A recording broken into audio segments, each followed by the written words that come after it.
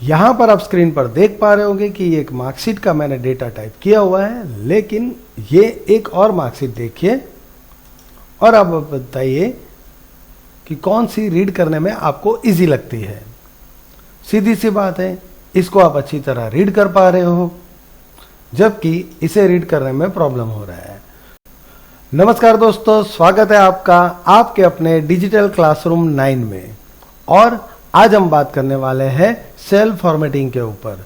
ये जो मार्कशीट देख रहे हो, इस तरह से बनाने के पहले हम पहले डिटेल में सेल फॉर्मेटिंग समझते हैं। तो आइए शुरू करते हैं।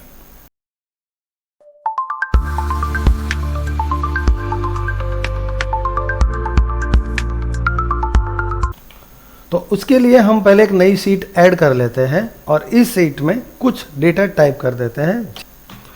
जैसे कि मैं यहाँ पर लिख देता हूँ डिजिटल क्लासरूम, और अब हम यहाँ पर ये जो फॉर्मेट है इन सब के बारे में बात करेंगे।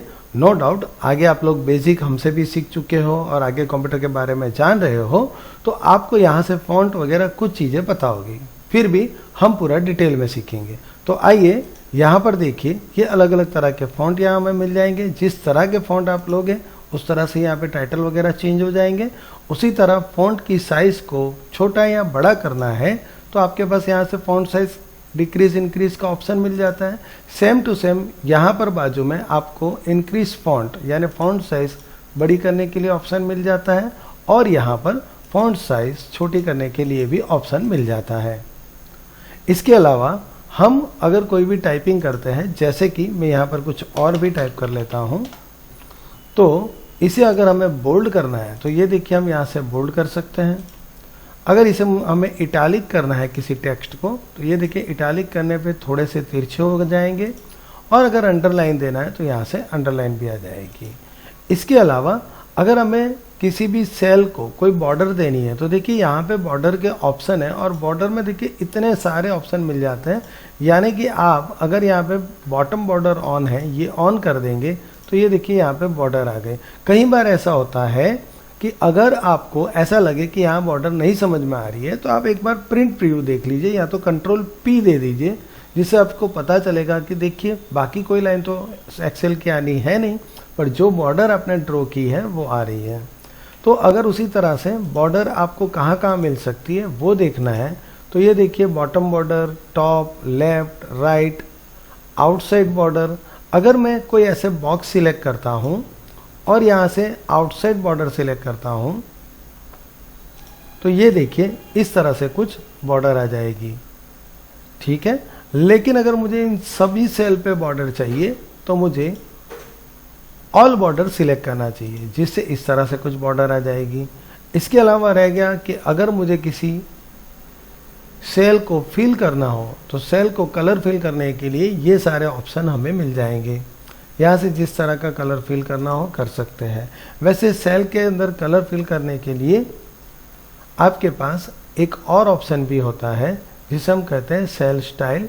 यहाँ जाकर भी आप सेल की स्टाइल या कलर कोई अलग सिलेक्ट करना हो तो कर सकते हैं।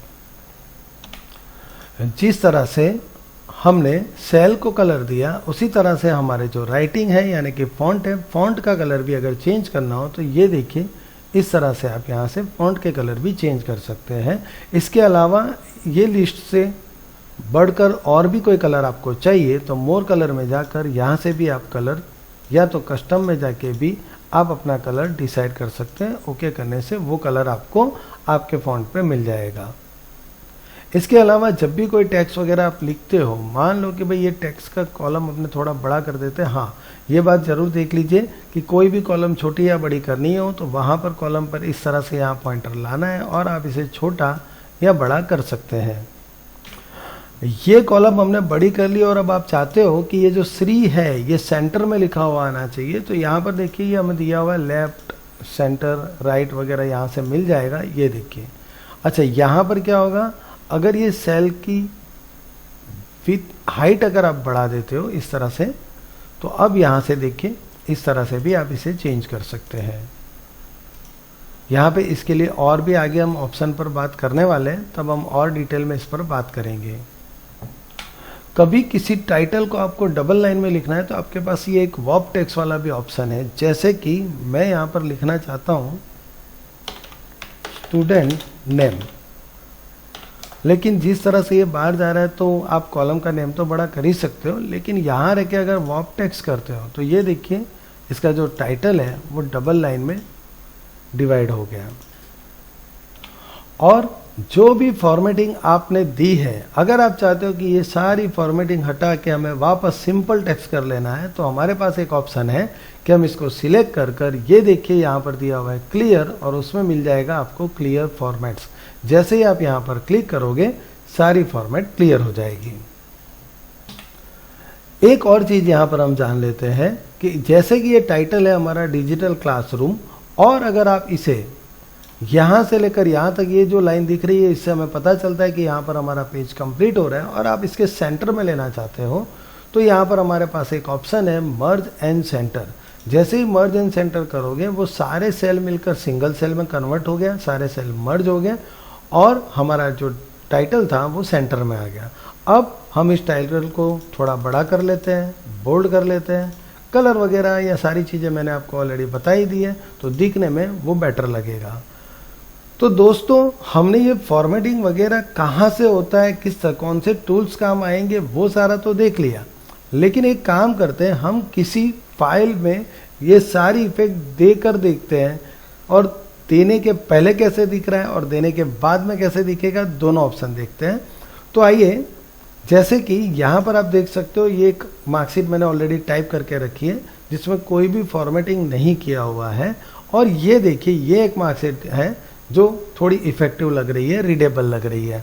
तो अब इस तरह से हमें वो वाली मार्कशीट करनी हो तो कैसे करें, तो सबसे फर्स्ट यहाँ पर जो टाइटल है मार्कशीट उसे हम पूरा जे तक सिलेक्ट कर लेंगे क्योंकि हमारी लास्ट कॉलम जे तक है, और यहाँ से मर्ज एंड सेंटर जो अभी हमने थोड़ी देर पहले देखा उसकी तरह यहाँ पर सेंटर कर लेंगे। अब इस फॉन्ट को बोल्ड कर लेंगे, थोड़ा सा बड़ा कर लेंगे, और राइटिंग का कलर जो रखना है, मान लो मुझे ब्लैक ही रखना है तो ब्लैक ही रखता हूँ। इसके अलावा हमारे ये जो टाइटल है कॉलम के टाइटल, उस कॉलम के टाइटल को भी मुझे थोड़ा सा बोल्ड करना है और उसके बैकग्राउंड में कोई कलर डालना है। अगर मान लो मुझे डार्क कलर कोई डालना है तो मैंने डार्क कलर डाल दिया, लेकिन जैसे ही डार्क कलर डालेंगे तो फिर हमें फॉन्ट्स का कलर जो है वो थोड़ा लाइट कर देना चाहिए जिससे वो फॉन्ट्स रीडेबल हो। इसके अलावा यहाँ पर ये जो पूरा डेटा लिखा हुआ है इसमें भी हमें कुछ फॉर्मेटिंग करना हो तो हम वैसे सिलेक्ट करके बैकग्राउंड में कोई कलर डालना चाहते हो तो डाल सकते हो, लेकिन अगर मैं एक एक करके करूँ और मैं चाहता हूँ कि 1 बाय 1 करना है तो यहाँ पर सिंपल सा ऑप्शन है कि हम फर्स्ट लाइन को सिलेक्ट कर ले, फिर कंट्रोल पकड़ के सेकंड को नहीं करना है तो मैंने थर्ड रो सिलेक्ट कर ली, फिर फोर्थ सिलेक्ट कर लेता हूँ, फिफ्थ। इस तरह से हम ये देखिए मैंने सारी रो सिलेक्ट कर दी। अभी एट अ वन टाइम जो भी कलर मुझे बैकग्राउंड में डालना है, ये देखिए यहाँ पर हमें सैंपल बता भी रहा है, और हमें जो भी कलर ठीक लगे वो कलर यहाँ पर हमें सेट कर देना है। मान लो कि मुझे ये ओके लगा, ये मैंने सेट कर दिया। अब आप देख सकते हो कि यही डॉक्यूमेंट कुछ इसी तरह से हो गई है। हमने इसमें हमारे कलर, हमारी स्टाइल, हमारी तरह से सेट किया हुआ है। तो दोस्तों आज हमने सीखा सेल फॉर्मेटिंग कैसे करते हैं। हमारे पहले वीडियो में हमने एक्सेल का इंट्रोडक्शन दिया था, इसमें आप सेल फॉर्मेटिंग सीखे हो, और आगे आपको इस सीरीज में अलग अलग बहुत ही बढ़िया से बढ़िया वीडियो मिलते रहेंगे।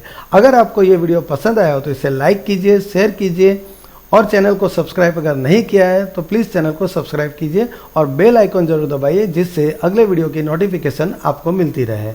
तो मिलते हैं अगले वीडियो में, तब तक के लिए धन्यवाद।